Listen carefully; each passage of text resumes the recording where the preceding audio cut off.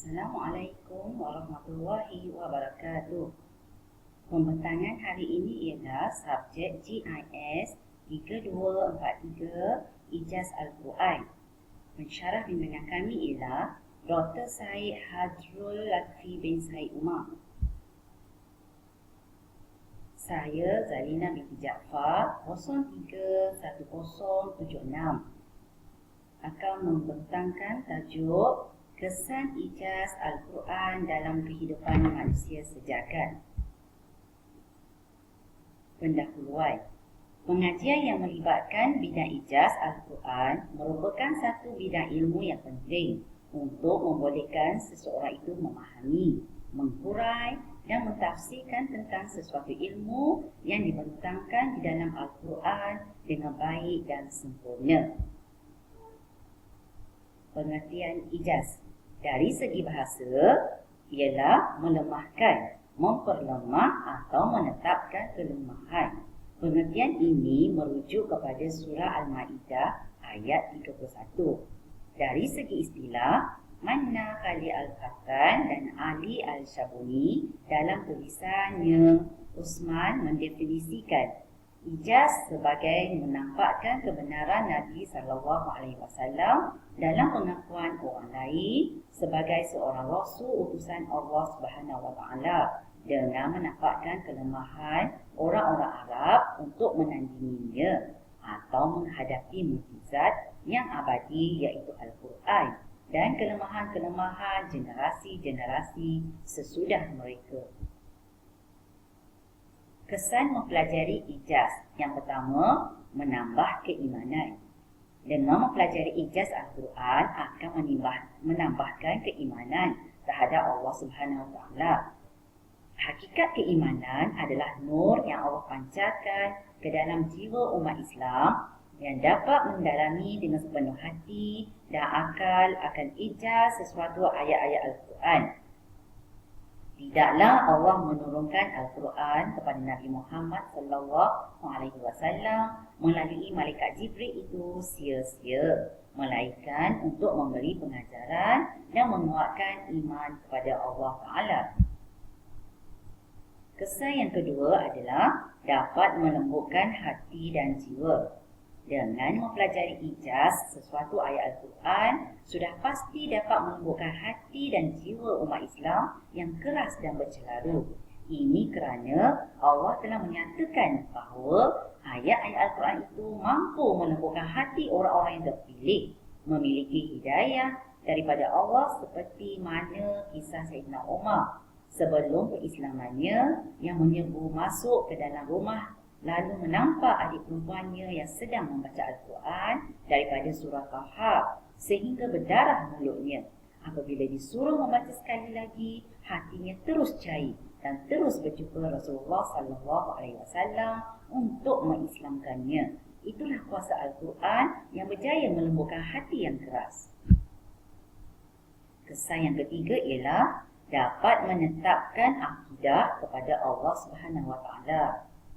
Lihatlah bagaimana Al-Quran mampu membulatkan hati dan jiwa pejuang wanita Islam iaitu Sumayyah yang sanggup berkorban nyawa demi mempertahankan akidah Islam yang telah dipupuk di dasar jiwanya dan keluarganya. Kisah keluarga Yasir yang sanggup dibunuh demi mempertahankan akidah merupakan bukti Al-Quran mampu menguatkan akidah umat Islam tanpa berbelah bagi. Kesan yang keempat ialah redha dengan takdir Allah. Redha dengan takdir Allah juga sebahagian daripada kesan yang dapat dipetik daripada mempelajari ijaz Al-Quran. Seseorang yang berpegang teguh dengan ayat-ayat Allah pasti akan redha dengan ketentuan Allah ke atas dirinya kerana yakin setiap apa yang telah Allah tentukan ke atas umat Islam merujuk kepada asas rukun iman yang terakhir, iaitu beriman kepada qada dan qadar Allah. Banyak sekali ijaz dalam Al-Quran yang mendasari fakta redha dengan ketentuan Allah ini, termasuklah kisah kejadian manusia yang dicerita secara terperinci. Kesan yang kelima pula ialah mengakui kelemahan diri. Selagi bergelar manusia, kita tidak dapat lari dari fitrah semula jadi, iaitu sifat lemah. Manusia yang beriman kepada kita Allah pasti akan sentiasa mengakui kelemahan diri dan akan sentiasa berharap kepada kudrat dan iradat serta pertolongan Allah. Tawakal dan doa merupakan pembangkit utama sebagai sandaran manusia yang lemah dalam mengharapkan pertolongan Allah setelah berusaha dengan sewajarnya.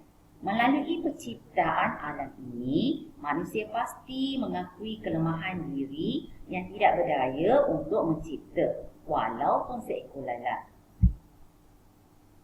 Kesan yang keenam ialah terhindar dari sifat mazmumah. Sememangnya, apabila kita yakin dengan kekuasaan Allah, kita akan terhindar dari sifat mazmumah yang boleh menghancurkan manusia.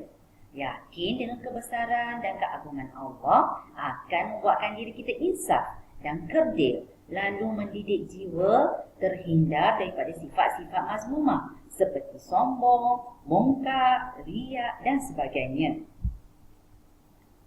Kesimpulan, Al-Quran selain merupakan tilawah ialah ia juga penawar hati dan fikiran. Ianya mampu merubah atau menuntun perjalanan hidup sebagaimana yang dikehendaki oleh Allah Subhanahu Wa Taala dan Rasulnya. Kepentingan dan manfaat Al-Quran digambarkan oleh Rasulullah Sallallahu Alaihi Wasallam dalam hadis-hadis berikut. Yang pertama, sesungguhnya hati-hati berkarat seperti berkaratnya besi. Sahabat-sahabat bertanya, bagaimana untuk menyucikannya ya Rasulullah? Baginda Sallallahu Alaihi Wasallam menjawab, dengan membaca Al-Quran dan mengingati mati. Yang kedua, ahli Al-Quran ialah ahlullah. Bacalah Al-Quran. Kamu akan diberi pahala setiap bilangan dan huruf yang dibaca. Yang ketiga, tiap-tiap ayat di dalam Al-Quran adalah satu darjat di dalam syurga dan satu lampu di dalam rumah. Yang keempat, rumah yang dibacakan Al-Quran di dalamnya nescaya lapanglah penghuninya, luas kebajikan, masuklah malaikat dan keluarlah syaitan. Rumah yang tidak dibacakan Al-Quran, sempitlah penghuninya, sedikitlah kebajikan, keluarlah malaikat dan masuklah syaitan. Kita perlu kembali kepada Al-Quran dan menjadikannya sebagai amalan hidup. Selain ianya merupakan penghibur jiwa dan sumber ketenangan. Kalau tidak mampu membaca huruf Arab, perlulah terlebih dahulu mempelajarinya. Amat malang generasi kini bukan sahaja buta Al-Quran, tetapi buta huruf Arab yang menjadi perantaraan Al-Quran. Anak-anak murid dulu memang diasuh dan diajar dengan tulisan Arab, tetapi malangnya sejak diharamkan pendidikan Arab di sekolah oleh Tali Barut Musuh, ramai di antara kita sekarang tidak dapat membaca kitab-kitab lama yang bertulisan Arab. Malang sekali disebabkan tidak mengenal huruf Arab, lantas Al-Quran dijauhi dan dimusuhi. Sekian, syukran jazilan. Wabillahi taufiq wa hidayah. Wassalamualaikum warahmatullahi wabarakatuh.